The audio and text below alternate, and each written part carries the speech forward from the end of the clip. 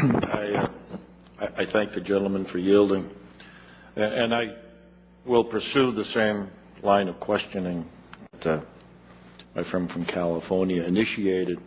But before I do, you indicated, Director Mueller, that you're going to get back to us. I think I heard that several times, and I would suggest that's very positive. You also indicated you've testified before both parties, and yet I have no recollection that you have testified before the House Judiciary Committee until this moment. But you can check with your staff and advise me if I'm incorrect. No, it's the first time I've testified before this House committee. This is the Committee of Jurisdiction. We've had a number of concerns about the FBI, not just dealing with NSLs or confidential informants.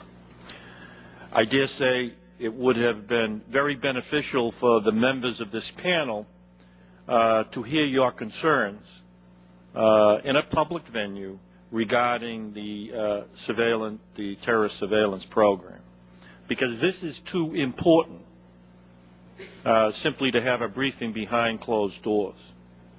I would suggest that it's important to educate and inform the American public in full measure as to what we are doing.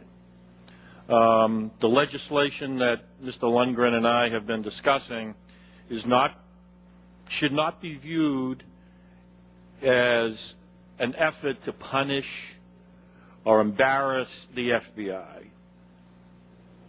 To the contrary, I view it as an effort to help the FBI restore its credibility with the American people.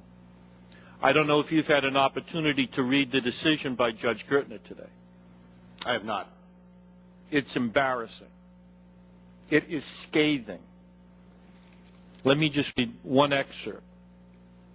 The issue is not about failure to produce exculpatory evidence, but procuring convictions by misrepresentation, not letting perjured testimony proceed uncorrected, but facilitating it.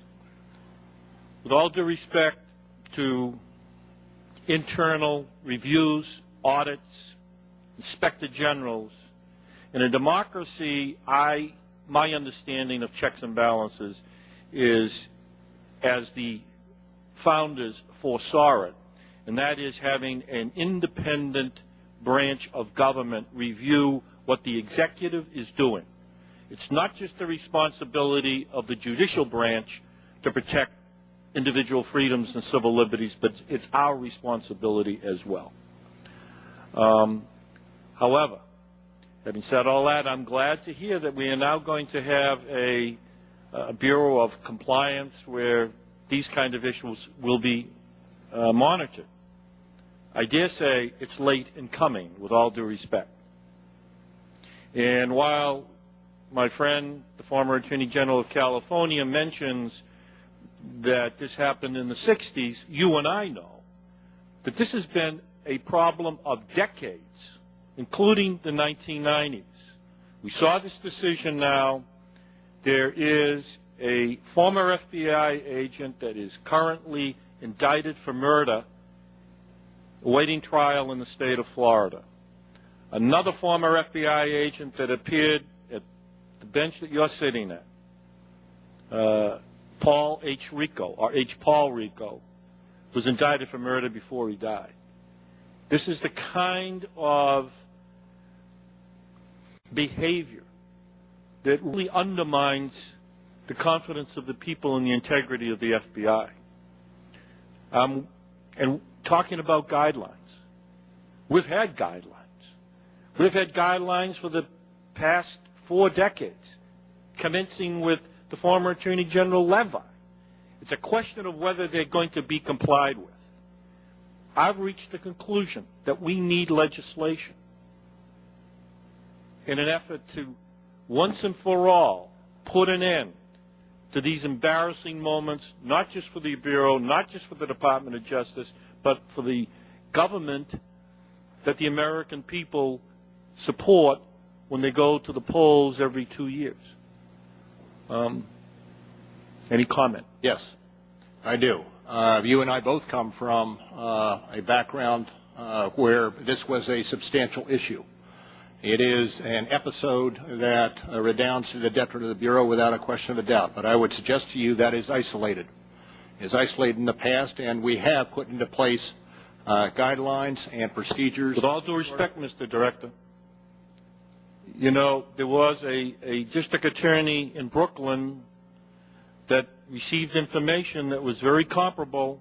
I don't know even what's happened to that particular case, but there were former FBI agents that were indicted in that matter as well, and the similarities are striking. I cannot disagree with you on these instances, but day in and day out over the years, FBI agents have undertaken investigations and done them lawfully. They've done them successfully. And I would absolutely agree with you. We have to assure that these incidents do not repeat themselves, because it does undercut the credibility and the work of the 99% that are out there day out doing their job. Thank you, Mr. And I hope to see you here. I hope in the future you adjust your schedule so that we can see you on a more frequent basis and have more ample and opportunities to exchange views, to work in a cooperative fashion, and not wait for 6 years to see you again. Well, we can correct that by inviting him more. Hey, let me just say, Congressman, I'd be happy to come up and sit down informally with you and go through whatever issues you have periodically. And I'm also quite obviously looking forward to being here again. It's good to hear that, Mr. Mueller.